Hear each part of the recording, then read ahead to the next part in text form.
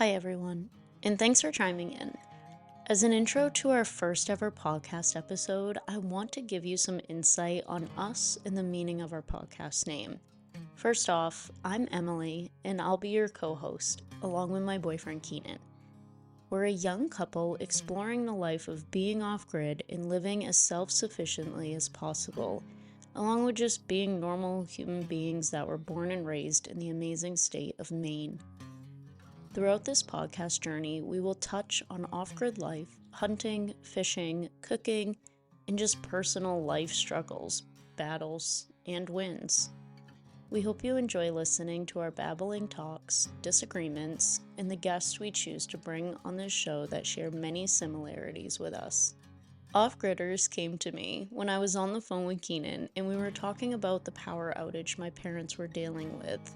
Randomly, I said to him, "Off-gridders are always prepared for power outages," being snarky and comical. And then the phrase just kind of stuck in my head for a while. I then started listening to the way I was saying it and realized gritters would be a cool way to showcase our podcast that we've been dreaming up. Grit and determination is something we've had to have during the last 5 years together. And in true podcast fashion, I just added onto the word to make it sound cooler. Off-gridders, living and striving for self-sufficiency and to continue having grit, digging deep, and holding on to the dreams we've thought up in our minds. Hi guys, and welcome back to another podcast episode. In today's episode, Keenan and I sit down and talk about the cabin build and answer some most asked questions that I pulled off of some YouTube videos. If you guys haven't seen our cabin, don't know much about our cabin, you can go back and look at photos on my Instagram page or watch videos on my YouTube channel, A Girl from Maine. But today we're just gonna answer some questions, talk more about the cabin, where it is, the build, the structure, the dimensions, and get more in depth into it. And that's what Keenan's here for, so enjoy. So I wanted to start out with a little backstory, because people are going to listen and have no clue, like, what we've been through, what we've gone through. Now we got Mom in there blow drying her hair. This one's barking at everything. The dishwasher's going, the fan's on the freaking laptop. We got a cathedral ceiling, so there's echoes, but we're gonna do it anyway. How you doing? Fine. Is it going? Mm-hmm. It's been going for a while. This is part of the podcast. Yep. I'm sorry to the people that have to wait for us to get our shiitake mushrooms together.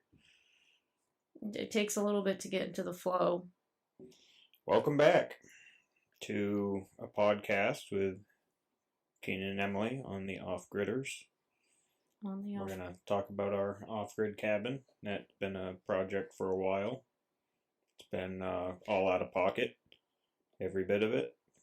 So it's a process. That's why I want to talk about the backstory on it, because when we first started dating in 2019, I think it was into 2020 when I moved up to the campground that we started to get the ideas flowing of what we were going to do. And you had it all in your head of what we were going to do. And I was what I wanted to do. Yeah.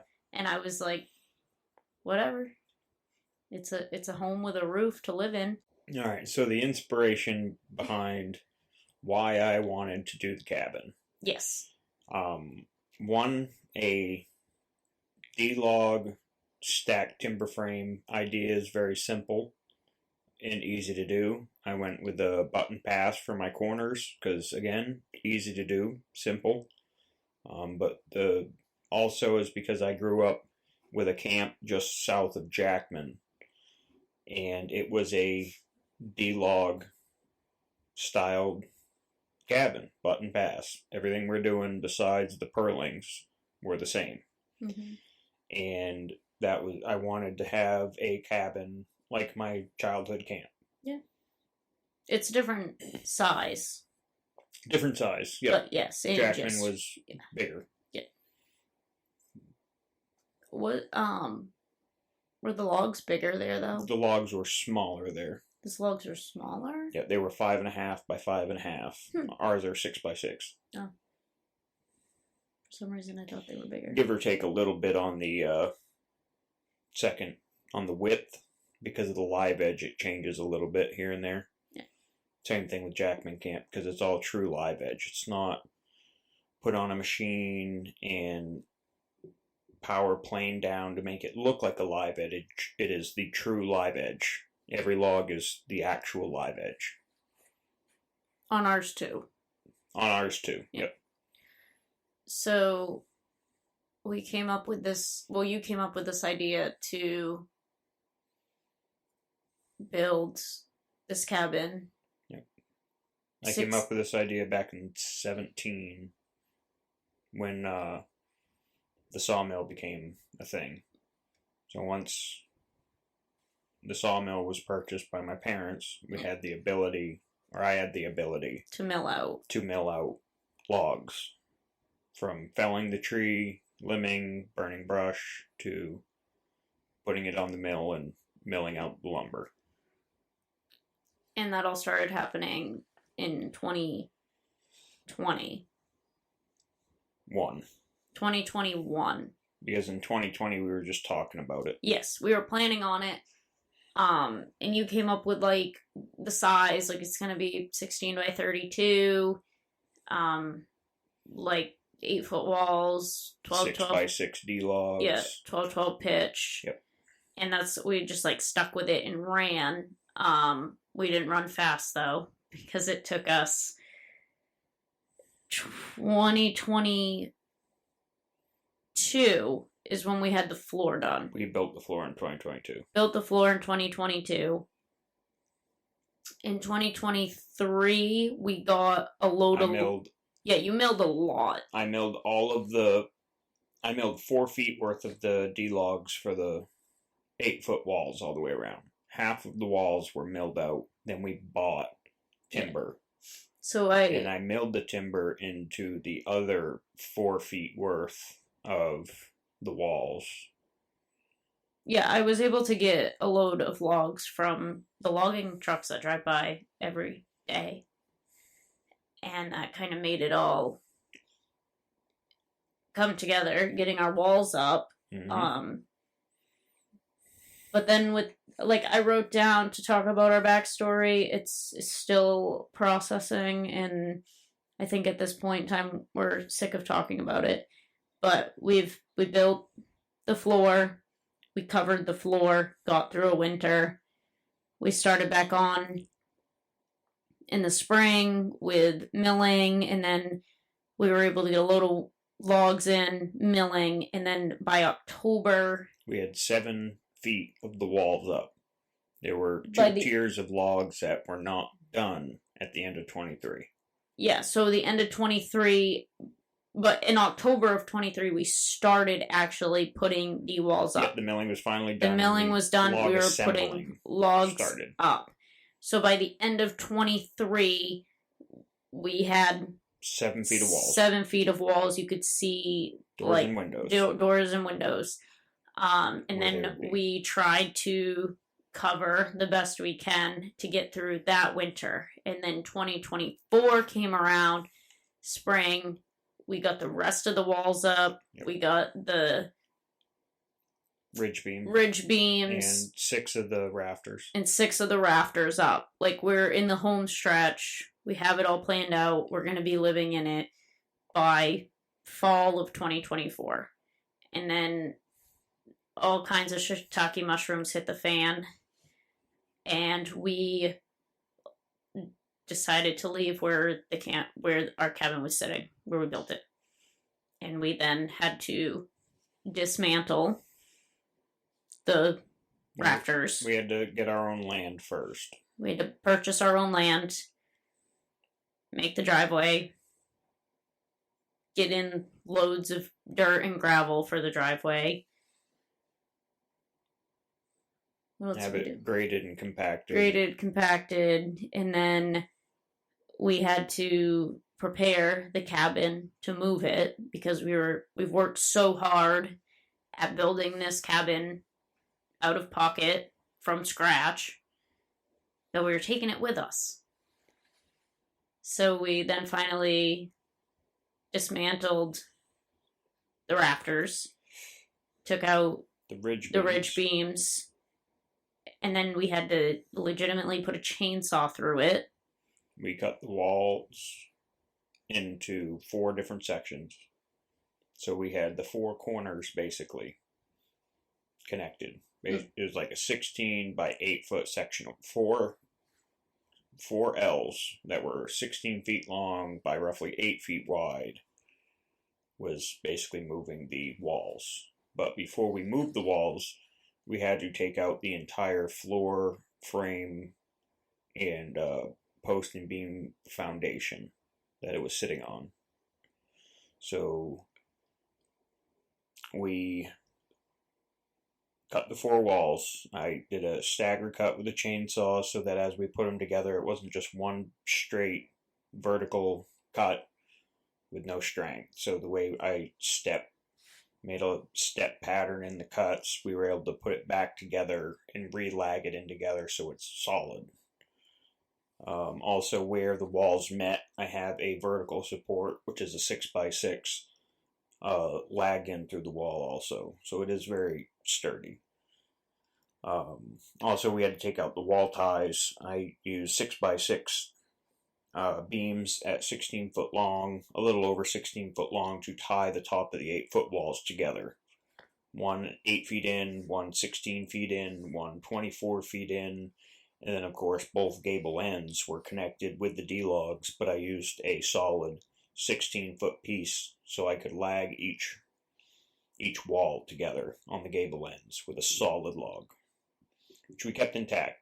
Yeah. We didn't cut it in the process. I took them out whole, put them back in whole, which is all in the video. Yes, you can watch every bit of this. Even us it's all recorded. Yeah, even us going through the hard times, all on YouTube, which is all linked down below in the notes.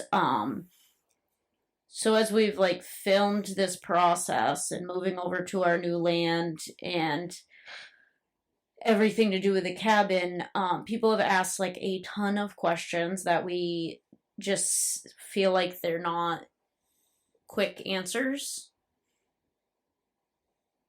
or that's hard to type it out. It's hard to reply with just a comment to answer some of these questions. Yeah. So I thought it would be easier to just go back and read through them. The time-lapse video that I did for 2022 to 2023, which was getting the floor done, some of the walls, and that was it. So this was pre anything happening. We got quite a few questions on here. So I'm just going to read them, and you're going to answer them, because I don't know the answers. Here I am. Shoot. Somebody said, over the years, does the styrofoam under the... I think they meant, will the styrofoam under concrete disappear? No. No. I don't know if he means it'll break apart. It won't. And it won't really push into the ground that much with settling. It'll still be visible. I think it was probably more of a does it get demolished over the years, or... No. And luckily, where it was, they all settled pretty even, and where it is now, they've settled very, very even. Oh yeah, we reused them. Yeah, we got the same piece of the styrofoam because it's a petroleum product, so it's expensive. Yeah. Anyways. Yeah, they won't degrade or fall apart. No. I know on other structures that we've done this with, if you ever looked at the generator house, the only parts that broke up was when we had free-range chickens and they were pecking at it. They would peck at the blue board insulation. Why? I don't know why. They Because they're weird. Oil. I guess. But no, unless it were to settle an incredible amount into the ground, they're not going anywhere. Yeah, that's what I figured. I think people, I don't know. I think when people build stuff, like when my dad built the front porch and stuff, they like dig this super deep hole and then they put the wood in it and they pour the concrete in, so it's like in the ground. Now, and we did not do that, and people are like, "Oh, it's gonna go everywhere," and it's like we live in Maine, where it's cold, and we have a deep frost in our ground. Frost heaves are a thing. So, and then you wouldn't be able to, because I've worked on camps that have pillars and deep dug foundation pillars or footers, whatever you. And the problem is that you can't then readjust those. Yeah. Where ours is on top of the ground. And with, packed gravel underneath, did everything we could to pack it, still going to settle. But the thing is that how we packed it all the same for every one of the 15 footers, they should all settle evenly, which they are. Now, I expect to have to go back in and do a little bit of releveling over the next few years. That won't surprise me at all. And the good thing is that because the concrete pads are above ground level, it's going to be very easy for me to readjust, reshim, do whatever I need to do. If these were in the ground, if these were deep poured pillars, you really can't adjust or move those concrete. So over time, they will...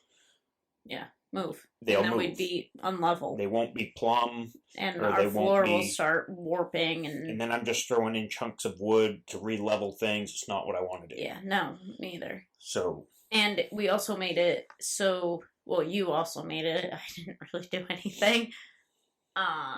Where it's easy to like crawl underneath the house. Yes, I kept everything nice and high. Because it's tall. So that it's easy to work under there, especially when we start getting like piping and from septic, our plumbing to our water, all that propane stuff. Lines, propane line, whatever other utilities. It's easy to work. Yep, I'm not on my back. No, I can literally. It was thought out that way. Yes, I had a plan because I've crawled under enough cabins. Yeah, where like one whole side of a cabin is on the ground. Yeah, it's not fun. No, everything is at least like 28 inches or high, more than 2 feet higher off the ground. So I have all kinds of room under there. We even joked around about having a root cellar under the house. Yes. Because there's enough space for which we're not. Which we can do. We very much can have a root cellar. It's just not going to be projects. Through a trap door on our bedroom floor. We're not putting a hole in our floor. If I can't have a skylight, then you can't have a hole in the floor. So anyways. The question being, the styrofoam will not go anywhere. No, it's going to stay right there. There's a lot of weight sitting on it, and it's not going to disappear because it's petroleum, it's oil, it's highly processed materials that take forever to break down. I've seen blue boards sit there for 14 years now and not go anywhere. Exactly. Using the same type of concrete pads, same type of blue board, everything. He's dreaming. Nav's having a dream. Okay, another question. It looks like you answered this one, so we're not gonna do that one. This person says, how dry does the wood have to be to process it in percentage? It doesn't have to be dry to mill it. It also doesn't have to be dry to build with it. It's just you have to take extra steps and precautions when building with green lumber. Green being holding a lot of moisture. Yes. Now, I can tell you working with logs, if they're not kiln dried, they're going to hold some moisture. They're going to have some drying. They're going to check, which a check is a crack in a log. It's called checks. And we're going to have it. Oh, yeah. They've already started through a lot of the area. It's just a natural. And it totally gives it character.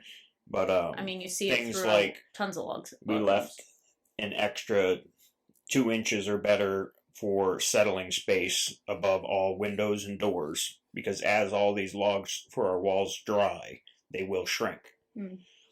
Also, we did not chink in between the logs yet. No. Because we want them to dry a lot before chinking and filling it in. Otherwise, we would be cutting and digging chinking out to re-chink again. Yeah.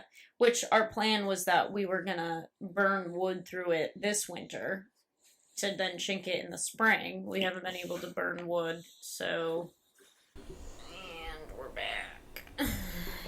We're on the question of the wood. Dry wood. How dry was the wood? Yeah, you kind of already answered it. Okay. Cool. You can build with green wood. Yes, you just need You just have to wait for it to dry out. Well, you can... you can live in it, but when it dries, it may gap, which is normal. It will. It will 100% It will gap. Which I feel like ours you just have to... didn't gap as much as I thought they were going to. What, in between the D-logs? Yeah.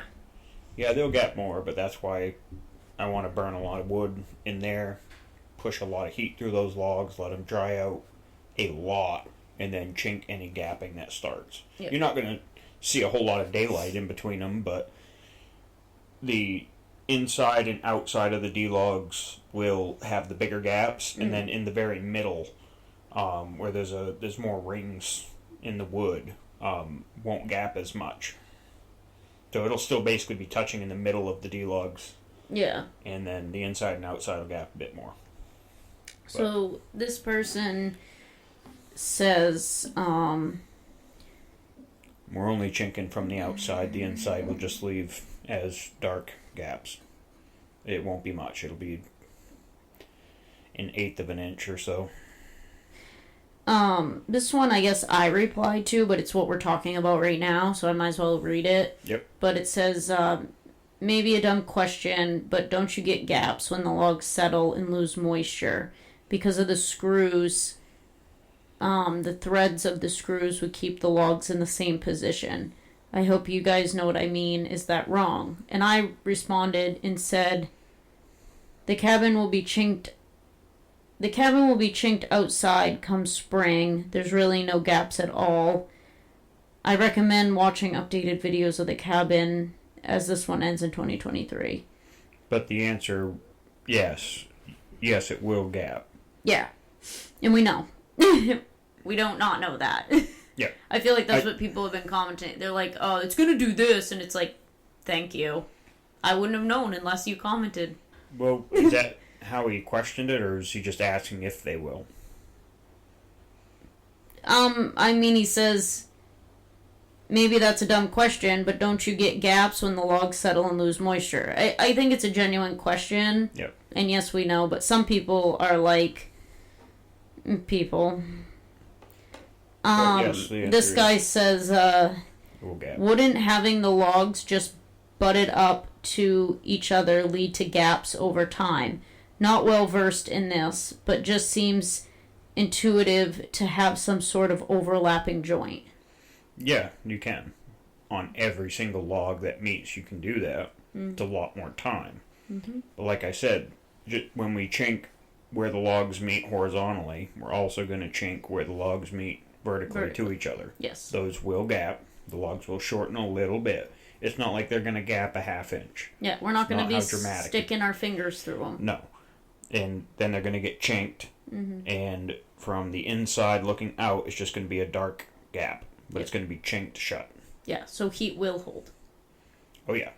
If we have any areas that that gap severely, I can go in with I can chink in fiberglass insulation or just chink in actual chinking. Yeah. Deep. And then do a liquid chink, like a perma chink, is what everything's going to get chinked as. Chink, chink, chink, chink, chink, chink, chink. We've said it a lot. I know.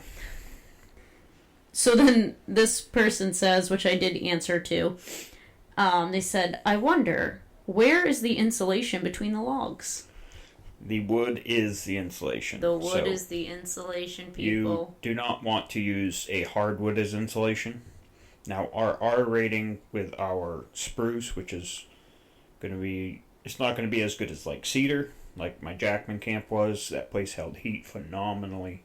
We still have a good R rating per inch. So the R rating is going to be a bit better just a little bit better than if we had 2x4 walls that were filled with fiberglass insulation. Yeah. Our total R value will be a little bit better than that. So we're like my parents' house right now. We're sitting in this house that is insulated with fiberglass. But this is 2x6. And this is 2x6. So this may have slightly better insulation purpose than ours. But look at all the windows. Yes, the windows, you lose it, and it's very big. Yes. This is a very big place. It's only being heated by 2 heat pumps.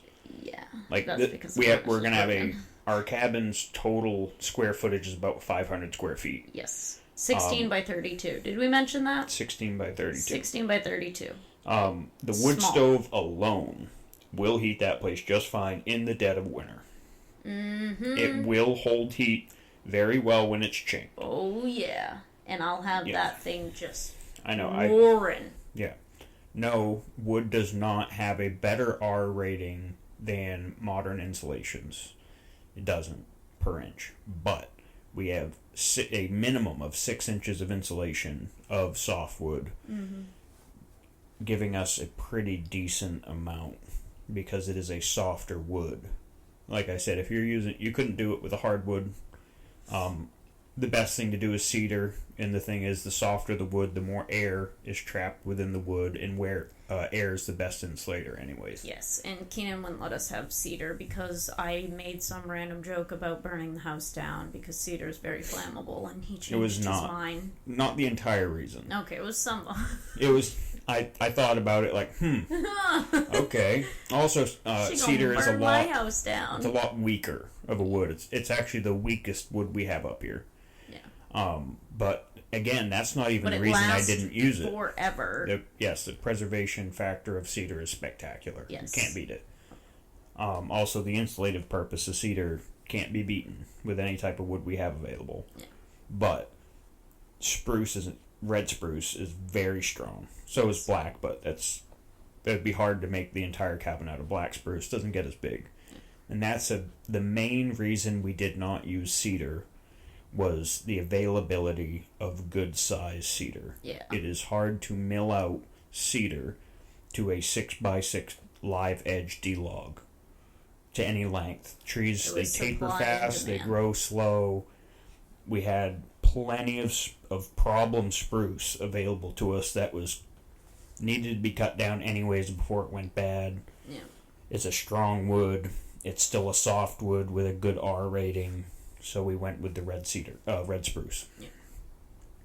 And is way straighter, holds diameter way better than cedar. So it was just way easier for milling. The main reason we went with red spruce was how obtainable it was and how easy milling it was. That was kind of the gist of the questions on that video. I'm now going to go to the new one I posted that has, where are you? Right here. The 2022 to 2024, which I posted a month ago. So these, hold on. These questions are fresh. And I try to answer questions, but sometimes people just annoy the crap out of me. And I like this little tab on YouTube now. I can click on the comments and then I can hit questions, which it only pops up as 2 questions. I know there's more than that.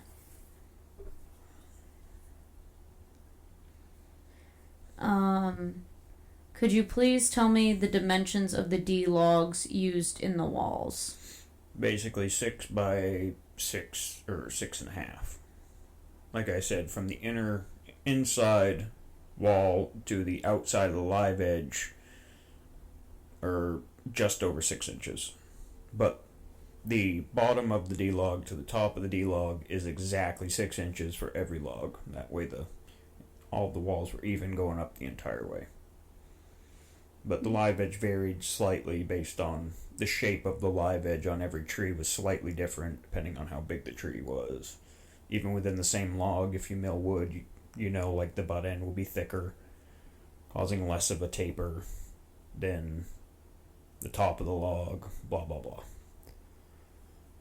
But Yes, 6x6, and most of the logs I used were 8-footers simply because I was building this place alone. It was a lot easier for me to handle 8-foot long logs in timbers than it was to haul or handle 10s, 12s, or 16s. Although there are some mixed in, mostly for structural reasons. But like our camp in Jackman that we had growing up, one, it was all cedar, not nearly as strong, and none of the D-logs used were over 8 feet long. They were all short. Because again, cedar is hard to get long timber out of. Slow growing, and you can have 28 inches across at the bottom for a diameter, and 8 feet up you can be all the way down to like 18 inches. It's not uncommon at all, so it just loses girth really quick. What I mean by tapering. I'm realizing as I kind of scroll through these comments that there's like not as many questions as I thought, but there are a lot of people that are like, watching this all in one video really gives perspective to exactly how much work went into that cabin. Great job, and here's to 2025. Like, I posted a lot of separate videos of us working on this cabin, and then I would do like this whole time lapse of us like from 2022 to 24. And it's Celis Academy. It's a crazy thing, which we haven't even taken in yet. Yes, the post and beam foundation are, the verticals are 8x8s, all the horizontal beams are 8x8s, all red spruce, and then on top of that, the floor got put down, and the floor was, my outer edge is 4x6s. Instead of putting, a lot of people like to double. Of course, when you're working with store-bought lumber, it's 1.5s, not true 2.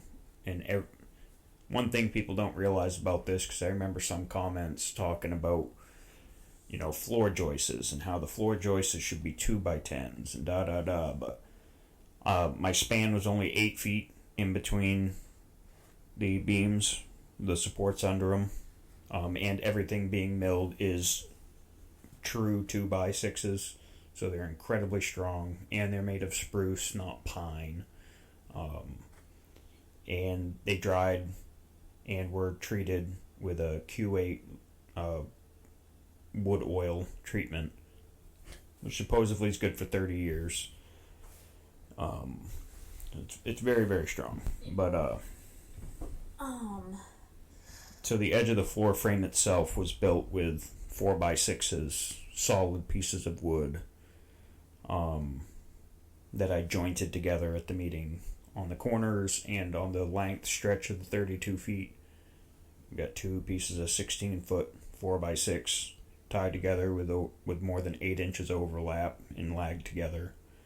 And the reason for using the 4 true instead of stapling 2 2x2s together was there would be a more solid piece of wood to begin lagging the floor into the floor the walls into the floor frame. And then all of my floor joists themselves are 2x6 true where they meet in the middle, because they're not solid pieces. If you watch the video, you can see our floor joists are not a solid 2x6 at 16 foot. They are 2 8-footers that meet in the middle, and then I scab or staple on a 4-foot long piece of 2x6 and screw those together. And then there's hurricane bracings, of course, running down the middle. So I found another question. Okay. Which gets into like where we're at right now with the house, but somebody said, are you planning to lay insulation on top of that, meaning the roof, styrofoam, or batting, I hope? And then somebody else said, how are you going to insulate the roof? Yep. So it's going to be a hot ceiling roof, meaning that, yes, the insulation is going to go on the outside. A bug. I crushed a bug. I thought you just tapped on the window or something. I'm like, no. When I hit the record button, you can't help but just like... Alright. Okay, go Back on. to the question. Sorry.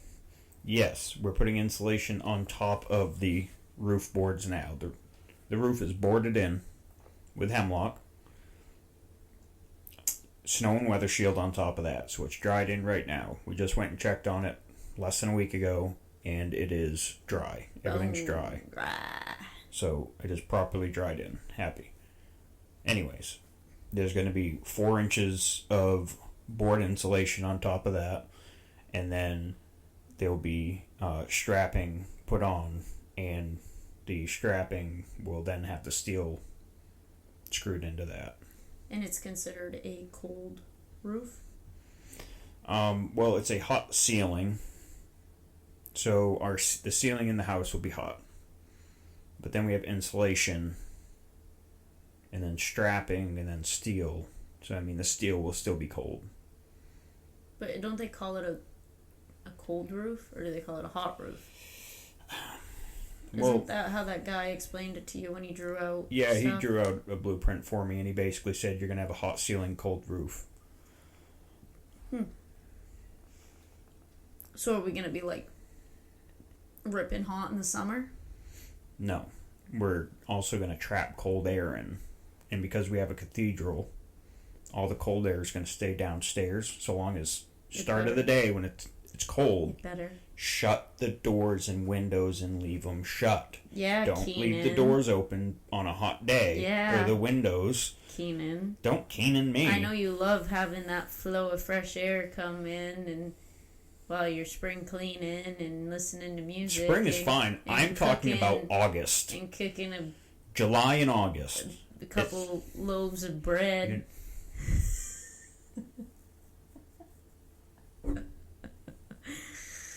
Yeah, I won't open the doors when it's hot in August, okay? I'll keep and we trap the cold air in throughout the day. Trap the cold air in, and we'll get some black curtains. The warmer air will settle into the cathedral We'll close and the into the loft. curtains. And that'll be the warmest point. And it'll be cooler downstairs. Take a nap. Sounds great. And then by the very end of the day, once the sun starts to settle and it cools off, then you can reopen your windows, let the cool air come in throughout the night. Next day in the morning, again, close everything down. So as it gets real hot through the day, we're trapping cold air in the lower floor of the house.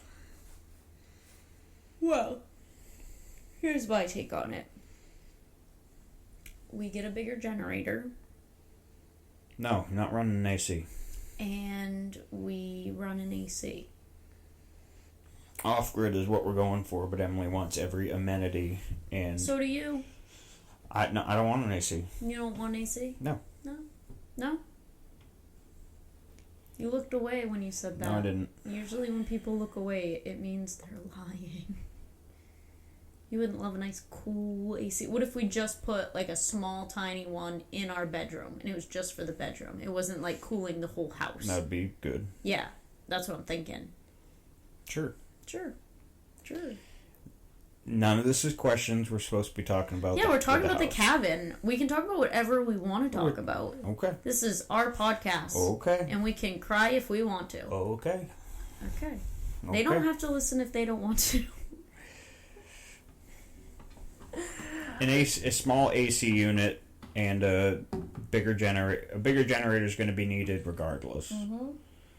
But the point is, I don't want to be running a big generator all through the day to keep the place cold. No, me either. I think, like, if it's like boiling hot to cool the room down for an hour or so would be nice, especially like right before the sun sets. You know, get the cool in there. We don't have to run it all day. I also really would like to be able to run stuff off solar, like fans. Why are you doing that to me? You don't want to do any solar whatsoever. No, I do. Okay. Okay. Why are you looking at me like that? I wasn't. I was sitting there with my eyes closed. Anyways. This all has to do with the cabin, and so we can talk about it. Okay. We're not going off topic, okay? Right. All right. We talked about it. The AC. You're fully against it? You want to sweat? No, I'm just saying there's ways to conserve the cool air in the cabin. I know, but there's some days in Maine when it's August and it's 98 degrees out and the humidity level is 1,000 and there's no way to keep the cool air in. And on days like that, I think it would be beneficial to run the generator for a couple hours and cool just our bedroom down so we can sleep comfortably at night. Because we lived in a camper together for how many years? What? 20, 21, 22, 23. Did I get it in 20 though? Weren't we in the cabin? Oh, yeah. So it's 21, 22, 23. And half of 24. Starting 24. So it's three and a half seasons. Years. This is spring to fall.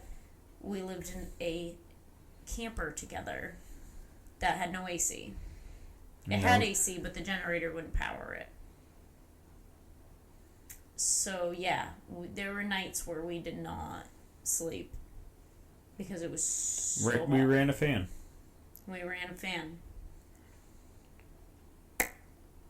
Yeah. Just saying. So, yeah, there'll probably be a small AC unit that we put into the bedroom windows during the month of July or August when it gets real bad. Yes. And we'll burn extra gasoline because the solar and batteries won't keep up with that. But it will be temporary, and it's not like it's every day, so it's justifiable.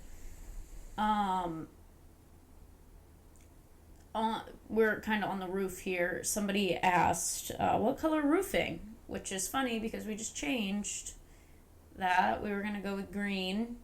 We got all the screws. Roofing screws. Which are black. Which are green. Our roofing screws are green? Yeah. I thought they were black. No, our roofing screws are green because we were getting green roofing. And we were asked what color roofing we were getting, and we said green. So we got green roofing screws for free. Like a ton of them, and then we changed our minds, and well, I guess I changed my mind. You changed your mind. And I want black. So we will be getting a black roof, and I'm going to spray paint all the green roofing screws. We'll see. I told Mitch about it, and he's like, should be fine. I'm like, I guess we're not going to be, staring at the screws on the roof. So, if I spray paint them all black and something chips a little bit, you're probably not going to be able to, pinpoint it out. No, and they'll crack a bit anyways when you screw them in because of the rubber seals. Yeah. They'll crack a bit as the screw if it bothered me that bad that I could see a speck of green on a screw on my roof once my roof is on, I'd probably climb on the roof and just take some spray paint over it. For the record, you're not just climbing on a steel roof with a 12-12 pitch. But I'm saying, if it really bothered me, I would. There's ways to do it. But anyways, I'm saying I want a green roof, and that's what we're getting. What I say goes. You mean black? Oh, black. Yes. See? Who knows what she wants. I don't care. I want a black roof. I'm going to be under the roof. I don't care what it looks like. It's going to be black. I plan to go fishing as much as I can, so... So my reasoning here is because we're going to have, a goldish Q8 color on the outside. Our log stain that's protecting the wood will be a gold color, and... if you go on Pinterest and you look at some log cabins, they have the black windows with the black roof and that gold log cabin look, and it's just... You can also see it in green, but... don't like it. You did at one point. It's because I thought our windows were going to be white no matter what, and then I'm like, I'm just going to paint them. So I'm painting the outside of the windows, the inside will be white, and... Just going to paint them black. Like it's a simple, easy thing. I never said it was a simple, easy thing. I'm saying if I just want kidding. it, I'm just messing. then that's what I'm going to do. Again, everything is spruce up till the top of the 8-foot walls. Besides the subfloor is 3/4 inch Advantech tongue and groove plywood. That is a pretty cabin with a black roof and a gold theme. I like it. And what else? Black windows. What else? A daylight basement, which we don't have. Well, no, I'm saying the stone on the bottom. See what I mean? That's my envision. Yeah, Emily. This is what I'm envisioning. Don't look at that. Okay, see the stone on the bottom with the black windows and the black roof? I do.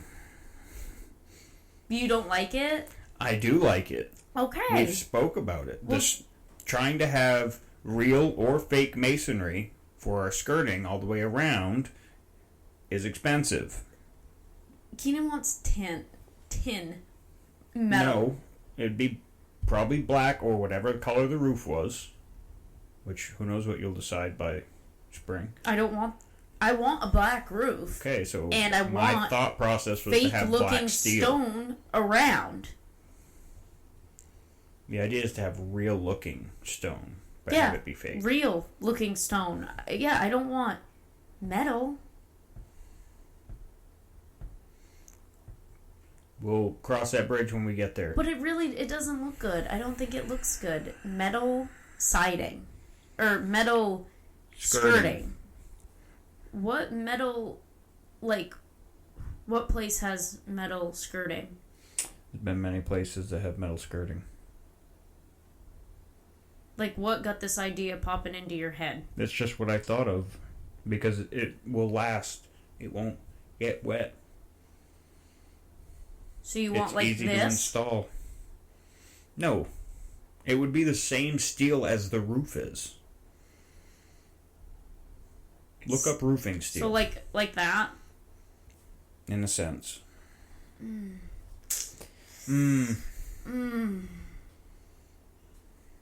Again, it could always just be taken off and replaced with some type of masonry looking fake stone stuff in the future when we have money for it. Yeah, If anybody's still listening to this, they should weigh in on what they think. Metal skirting. You're not moving the table at all. Nope, you're good. Or stone. Alright, well, let's answer this one because it was a question that was asked on Instagram and I'm in the heat of being sick of hearing it. Where is the new property? Nunya. None of your business. It's in Nunya County, and Nunya. You don't need to know township because we want a little bit of privacy zone. Yeah. We've had a lot of people just ask us where our new property is, where we're North moving. of Bangor. Where? And it's like, we don't want anyone to know this. We have enough people that randomly walk up to us and know who we are. Not like we're that famous, but yet we're people not still do it enough famous. That we don't. I don't want every time someone's going through this region to be like, I'm gonna pull in and go see Keenan and Emily. Yeah, it's not right. And it's also a thing with being on YouTube that people are constantly trying to find out where you are. It's the weirdest thing. I don't know if we want you guys to know where we're fishing, hunting, hiking, or anything else, we will include it in the video. Yeah, we'll let you know. And we appreciate which we everyone also get bad comments for burning fishing spots, which you're never gonna please anybody, but can't please everybody. Yeah, no. It's just we don't really know what to say when people come up to us and ask us where we're living when it's none of anybody's business. So that's been a hard one. Yeah, Haven't really on a personal level. If we personally know you well enough, we'll tell you. If we personally know who you are, then you already know where our property is. Like, yeah. Like, you've already been there, seen it, know exactly where it is, can drive to it right now. If you don't know those things, then don't ask. Because, I don't know.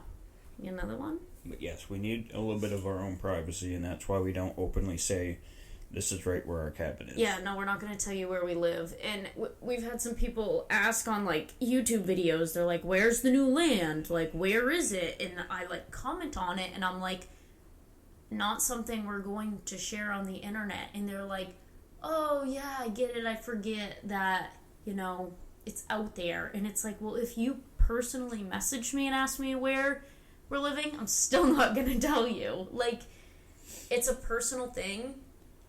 And I know people get, like, I don't know, infatuated. They idolize. They forget that we're just real human beings doing real human being things. And we're just sharing it online. Like, you can look up and see where LeBron James lives in his whole house and what's inside of it. But you're not going to be able to look up and see where Emily Keenan lives in their whole house and what's inside of it. I mean, you'll see it online on YouTube when I'm sharing it. But you're not going to be able to go there.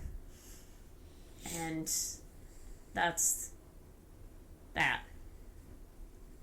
I don't need to justify anything else on that topic. Like, I feel like I'll share that it's in northern Maine and people will be like, well, where? It's like, none of your business. It could be in Portland, and I'm going to say it's in northern Maine. Like, don't need to justify that. Yep. Yeah, so not sharing location on that. We live in the woods for a reason. Yes, it's to get away from people. Far. So we talked about inspiration on the cabin. We talked about the build. Size of the logs. Size of the house. Floor to the roof. Where we're at now. We got the windows. We did get the windows. Then you once have questions about what we put in between the logs. Yeah, you answered that. We said chinking like 20 times. We don't have any chinking in between the logs right now. We just have the heavy duty nail? Liquid nail? Liquid nail. Yeah, I think people wood adhesive. I think people's biggest question is like, I don't know, they judge really quickly, or they look at something and just instantly it's wrong to them because they're not looking at the whole picture or have any knowledge in it whatsoever. But, like, I think they believe we're going to live in a house that has, like, an inch gap in between all the logs and wind's just going to be blowing right through there. Mm-hmm. So I think everyone's question has been, like, it's going to gap. What are you going to do? And that's where the chinking comes in. We're going to chink insulation in between the logs once it's fully dried. Which I think it is. But it's not. So, are we going to chink it this year, or are you going to wait until next year? We will see what it does by fall. By fall. Because you said you wanted to burn wood in it. For an entire winter. Yeah, but we're not going to burn wood in it until this coming winter. Right. So if it does gap out a good bit, I will chink it. Because I'm not going to spend a winter in there with gapping. Mm-hmm. Now, if by fall it doesn't gap out, then I want to burn wood in it to make it gap out, then chink it. Yeah. We want it because honestly, right now, trying to chink it would be very difficult because they're so tight. They're so tight right now that chinking it would be really annoying. And most of the chinking would be sitting on the outside of the logs and not in between them. So what if it just stays like that? Like, what if that's just as much as it dries? We'll burn wood to it the whole winter, and if it still doesn't go, then I'll just chink as is. Okay. And most of the chinking will sit on the outside, and there won't be a whole lot in it. But we won't need a whole lot in it if it doesn't gap at all. Yeah. But burning a winter's worth of firewood in that place will dry it out a lot. So that's another question that everybody wants to know is like when we plan to move in, be in it. Well, we plan to be in it, roughing it, end of April, into early May would be the hopes to be able to get up there for the spring season. And we'd be roughing it. Oh, yeah. Interior walls aren't finished. Kitchen and whatnot's not finished. It would be one big open room. Not for long, no. But we would be living in a major construction zone. I can frame up those walls in a day. Yeah. All the interior walls. There's not a lot. No. Like 6 of them. But you just have to go get the wood to do that. 5 framed out walls, which isn't much. Mm-hmm. Most of it's 2x4. A little bit of one section of walling will be 2x6. So when I do put any type of water lines up through, it's much easier to work with. I have more space in between the walls to hide stuff. Yes, I appreciate that. Most of it I don't need that. I don't have that problem, so they're just going to be 2x4. Yes. I don't need to insulate those walls because they're all interior walls. Yeah. I really want to, we call it our cabin, but it's going to be our home. So I really want it to not resemble fully what some cabins resemble. Like, I don't want water lines sticking out everywhere. I want it, to be like a home. So I appreciate hiding water lines and... Yes, it's finished work. Yeah. Can all be done. But on the inside... a gist of what it's going to look like is you'll walk into technically the kitchen and the living room together. Kitchen will be in front of you. Living room will be a little to the right. Dimensions being 16 by 16 foot. Yep. And then we'll have a little tiny hallway that will have a door to the bathroom, and then it'll go into our bedroom, and then our bedroom will be like an L. It'll be an 8 by 16 for one section, and then another section will be like it'd be an 8 by 16 bedroom with a big closet basically out the side of it, the other side of a false wall. Yep. And the other part of that L will be roughly 6 foot by almost 16 feet. Yep. So that will be our closet area and then bedroom area. And then within that little hallway, we'll have a pantry on one side and then the bathroom on the other side. And then you'll come out and it'll just be kitchen and living room. We'll have a set of stairs in the corner of the living room that go up to the loft, along with the wood stove right next to those. And that's that. So we don't have a lot of inside walls to do. We got 3 interior walls around the bathroom, and we have 2 to basically go around what would be our closet / laundry room off of the bedroom in the back. So the whole basic idea of the 16 by 32 is you walk into the initial area, like Emily said, it's going to be kitchen, living room, which is the front half of the building. Mm-hmm. So the front half, 16 by 16. There'll be a midway wall with a door in the center leading to the mid hallway. So then the back 16 by 16 will be bedroom, bathroom, and our closet / utility region. So the bathroom will be about 6 by 8. The very back 8 by 16 foot wide is all going to be bedroom, and then the other side of where the bathroom is in the hall is the hard to explain but closet / utility area.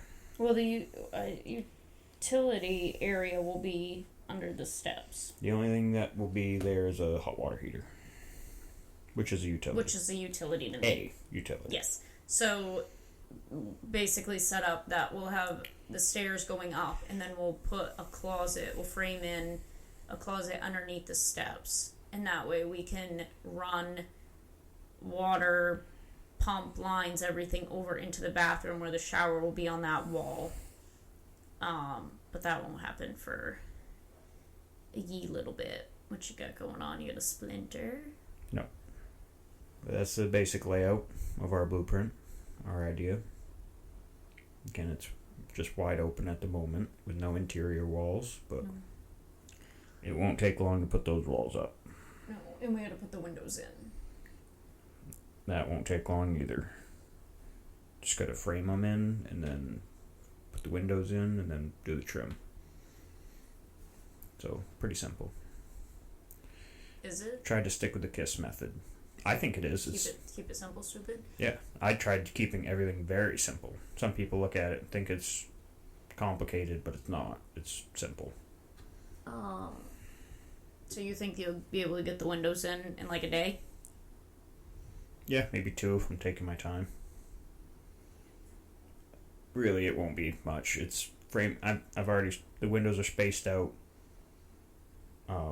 so I can frame it right in with 2x all the way around, and then basically the windows will slide right in, pinned to that framing.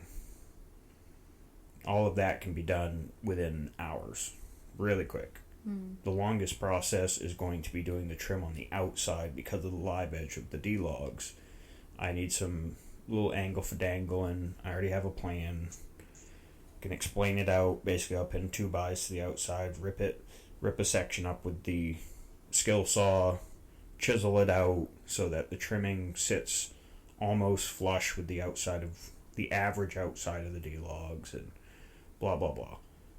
I have a process for it. So the exterior trim is going to be the longest process with the windows. Interior trim going to be bing bang boom, 4 pieces. Leave a little reveal here and there, and be done quick. I just have to paint them. Why do you roll your eyes at that? Because it's a process. I understand that, but if I'm going to do it, then why do you care? I just don't want you ruining the windows. I'm not going to ruin the windows. Okay. I have faith in you. You do? Yes. I feel like every time I bring it up, you lose more faith. No. You looked away. We could have spent more than half of, or double what we paid for them and gotten black windows, or I can paint them myself. Yeah, and I don't care what they look like, so I don't care if they're white, black, blue, purple, or green. Oh, you wanted purple windows? I don't care if they were. Go Ravens. Go. Yeah. Anyways, a lot of people give a lot of people crap for painting their windows, but do whatever you want. Chris reassured me that I can do it. I just have to do it right, which I understand. You gotta take the time. You gotta sand them down. You gotta prime them, and you gotta get the right paint, which is the UV vinyl paint. You can't just go taping and spray painting. No, this will be OCD'd. Have you seen the way my mother paints? Let's not talk about your mother's painting. Okay, well, I'm a better painter because of it. I'd hope so. It has made me... It's not saying much, really. It's made me a better... Sorry, Val.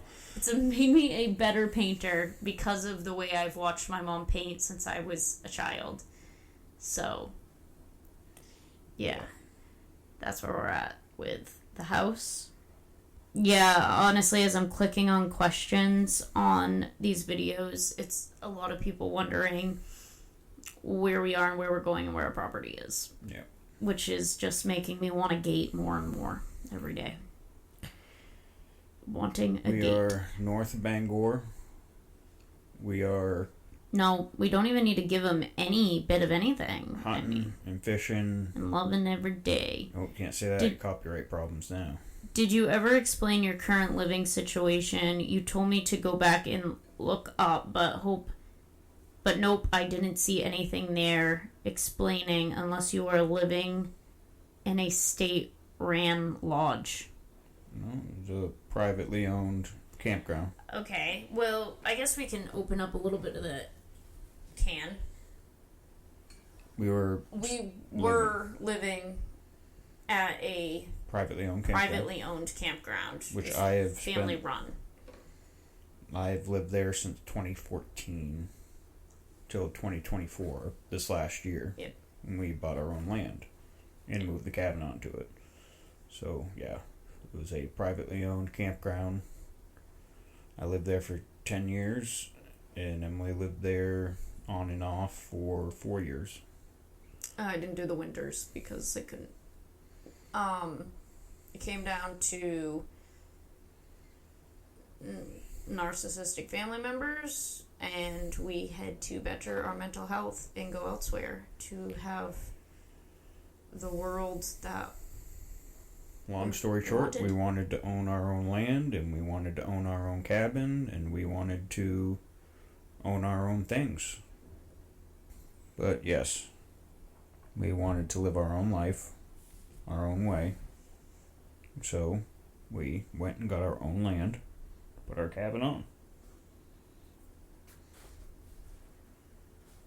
And now that's the goal we're working for. Yeah. Get a little closer every day. It doesn't feel it, but yeah. No, it does not feel it. At all. I've heard many people tell me on comments and in person about how, rewarding it must be to me, or how proud I must be of myself, and I don't feel any of that yet because we aren't in the house. Be like, that's a lot of work. It's like, yeah, it is, but it's not rewarding yet. We haven't been rewarded yet. It will be someday, yes. Yeah. But it can't feel it now. No, we definitely have not processed any of it yet. Oh, bye. Probably by the time we're in the cabin and sitting down, drinking our coffee in the morning and recording one of these podcasts, we'll be able to break it down and process through it and talk about it more.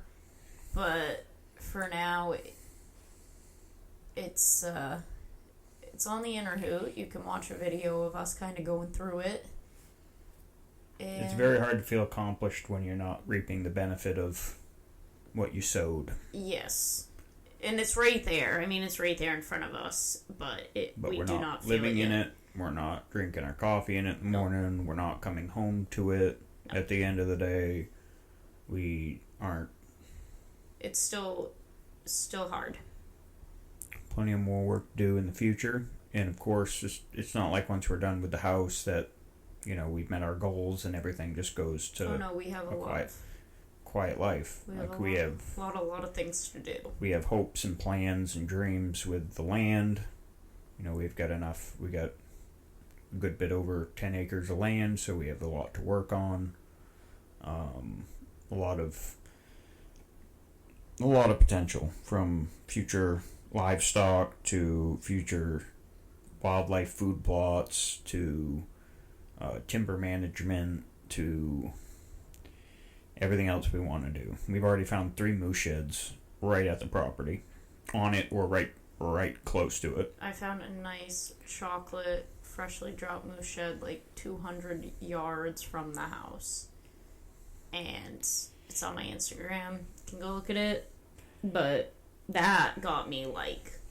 Yeah, because we haven't actually shed hunt at all. We've just come upon 3 horns. Yeah, like... 2 of which we were deer hunting. And they were and older. 1 of which we were just changing SD cards. Yeah, we were like following some tracks around. There were some deer beds and whatnot, and I saw a little bit of an antler sticking up from under the snow, and I'm like, now I'm pumped. Like, I looked at the weather earlier this morning, and I was like, oh, it's gonna rain next week. Like, we're getting there.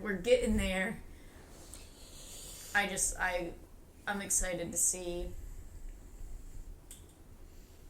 Like, we kind of got the property, and then deer hunting came about, and we were able to, like, do some scouting. You shot a nice deer. I missed a nice deer. And so now I'm like I enjoy seeing what they do all year long.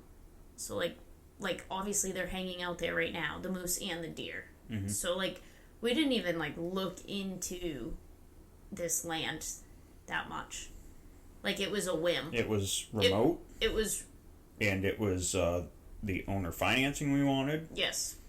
And that was about it. That was like, it was affordable. We didn't have to go through a bank. And it was remote. We weren't stacked on top of people. And we had enough acreage for what we wanted. Yeah. And that was it. Yeah. So then we got the land. And then we come to find out it is a very nice spot. It's a little wildlife honey hole. Like, we can walk out our front door, walk out back, and go moose hunting if we get drawn. Or deer. Which or bear. We've done. Or bear. Or grouse. Or coyote. All of it. There's nothing that we don't have. There's a grouse that hangs out, like, right by the house that has his little dust baths. like 40 yards away from the house. And you hear him drumming. Yeah. Like, while I'm working on the house, I can hear grouse drumming. The amount of times that I've walked out back just changing cameras or hunting, and I have, like, flushed grouse. They're everywhere. And then the deer, it's a whole different world from what we just came from. Because, yeah, there's a lot of moose in the area of Zone 4, but I feel like they spread out a ton. So it's kind of harder to, like, pinpoint where they are and sheds and whatnot. We've had easy winters, so they're moving around. But where we are here, I feel like they're, like, there. The density is... They're there. Way different. Like, that's where they are. Yep. They're not going anywhere else. And it's still a big area. Oh, yeah, it's huge. But it's there seems to be a lot more in a smaller amount of area. Yeah. They're hanging out right there. So I know that there's more sheds out there to be found. Yeah, we haven't even shed hunted. I know. And we found 3. One being a chocolate. I'm itching. Well, spring will be here. We just got more snow, so... And we have a purebred good boy who just loves moose horns. Purebred good boy? He's over there. Hard to believe that a blue-nosed pit bull is a spectacular shed dog. But he is. He's cute. Doodoo beaners. You want to go find some sheds? Yeah, he does. Or moose poop. Or moose poop. Those are his treats. That's like a reward to him. If he gets to go shed hunting, he gets to snack. His snack is... And he loves snacking on... moose scat. Moose turds, deer turds, coyote turds. Anything dead. Anything dead. He dug up a frog. A dead frog. Might not even been dead because they freeze in the winter. That is true, but he did dig it up. He dug up a frog, and I yelled at him. But he'll find the bone if the bone's there, and he can find it. But other than that, he is snacking. Yeah. Yeah, but I'm excited to do that with him out back. I'm excited to just watch the wildlife we have because we're used to, like, keeping an eye on certain deer and game and whatnot, like. We can name moose, we can name deer, we can name bear. We keep an eye on them. Yep. So I'm kind of excited for that. I have those 2 cameras out there that we checked. I have another one that's way out that I haven't been able to look at for a while. It's the one that I can look at the pictures on the camera, and it, like, doesn't take night pictures or something. Because there was a ton of moose walking in front of it, and it didn't take one picture. Yeah. So... trail cameras can be a pain in the butt. Yeah. But yes, the land, very, very high potential for wildlife and hunting. Yes. We're also... I think we're really, really excited about that, though. Like... Yeah. Like, the house stresses us out because we want the house to get done. We want it to be right. We want it to be livable. We want it to be everything that it needs to be for us to live in it. But then everything else is, like... excitement. Yeah. It may not be for you, but it is. It is for me. Like, no, it is. Getting pigs and, like, building them a little pallet shed and having fencing so they can dig up the ground and stuff, get the ground ready for us. When you brought that up about how they root and whatnot, and they'll be able to do work so we don't have to. Yeah. I'm like, their scat's not hot. It's good fertilizer right away. Pigs. I just so want bacon seeds. I want to dig the ducks up a pond. I want the ducks to have a pond so they can dive underwater. You know, a really good thing when we went and buried Fiona and we hit all that clay. Yeah. Great thing about clay. Is it holds water? Yes. Yeah. Instead of just it draining through to the ground. Yeah. So. Yeah, I really want them to have a pond. And then, we have so many other plans, but the other thing I really want to do is build ground blinds for deer hunting. Like a raised shack. Elevated shack. Yep. And have like the do the clover out. Clover, oats. And we can do that like right out back. Like I could have a trail that walks right to my elevated shack, right from my bedroom window. There's going to have to be a trail because there'll be a 4-wheeler trail. Yep. Because all the groundwork will be done with 4-wheeler. Yep. So that's why we'll mostly stick to oats and clovers. Yep. We'll do some brassicas, like spring harrow with 4-wheeler. So nothing's going to be, a whole acre. No. It's basically going to be wide skidder trails for maybe 100 yards. Which is great because you can put that shack, like I already can see where I want it. I've already marked it on Onyx. And it will look down that whole skidder trail where they walk through. Yep. But on top of that, like, it's also going to bring in grouse. So we'll be able to... The clover. We'll be able to walk and rabbit. Rabbit. It brings in... moose will eat it too. They do. And if the soil is good... And the bear. Yeah. It'll bring it all in. Don't bear love clover. They do. White clover. But, we could also attempt to plant, brassicas, like kale and turnips. Yeah, or I was going to say, pumpkin, you can. for moose. Because moose like to eat the pumpkin when it more so for deer with the pumpkin. The pumpkin is big on the deer. Not to, try to sit there and hunt like they do down south and whatnot, but just to, feed them. Yeah, a lot of it would be feeding. A lot of the big bucks, from what I've learned in, other parts of northern Maine, a lot of does and young bucks will be feeding during the day and during shooting light, and the big bucks love to come in after dark. Yeah. But that's fine. We're mostly doing this to help the deer feed and live. Be comfortable and stay there and hang out and reproduce and all that shit. And then hunt, like we did this year. Yeah. Scrape lines, rub lines, travel corridors from bedding areas to feed. Yeah. Where they're marking and actively are. The other thing that we're going to do is feed the deer in the winter. Someday. I get the money. I really want to do that. I want to figure out a way within this podcast to convert, I don't know, set up a donation something. I'll have to do more research on it, go online or whatnot, have a Venmo or PayPal or something to be able to donate towards us feeding the deer on the property. Yeah, and that probably will happen once we get some kind of streaming going on with, once we get the deer coming in, once there's enough of them, and we have some way to record the deer. Oh yeah, I can do that right now. Then, we got to get the deer coming in. Oh first. Yeah, no, I know, but I'm saying I have the way to have if we get a certain camera, it's a webcam set up on live. I can do that. More than likely too, it'll take at least a few winters before we get a comfortable herd. Yeah. A group of deer that are comfortable eating off that food source. I know it'll change once we're there and living there and actively there, but we're down our little hill where I want to put the feed. There's moose and deer just they're all over the place right now. Tromping through there. But once there's a trough there with a bunch of oats in it for them to actually come to that and eat it, it'll take them some getting used to. And then you'll get, a handful of deer that are willing to do it in the first winter or two. Yeah. But it'll take a few winters until you have more than a dozen or 24 deer that know about it and go there and bring their kin. And I think it can be done. It can be done. But it will be done. It's just going to take time and effort. It's a lot of plans and excitement.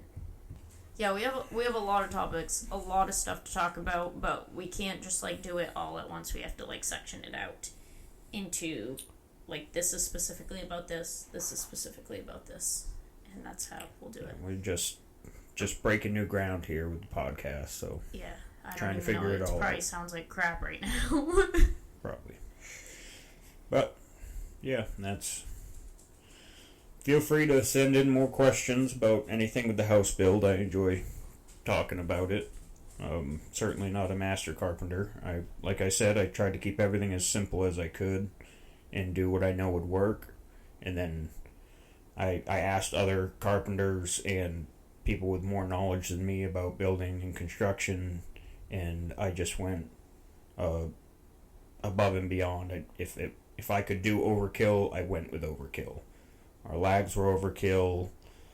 The type of wood I used, the strength of it, the dimensions of the wood I used.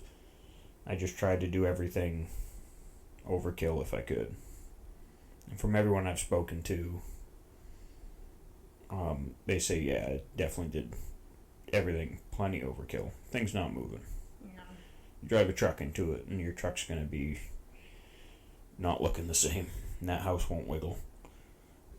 That's where we're at with the cabin. If you're still with us on the podcast, we very much appreciate you listening in to our rough start. And Getting again, Keenan used please, to being recorded.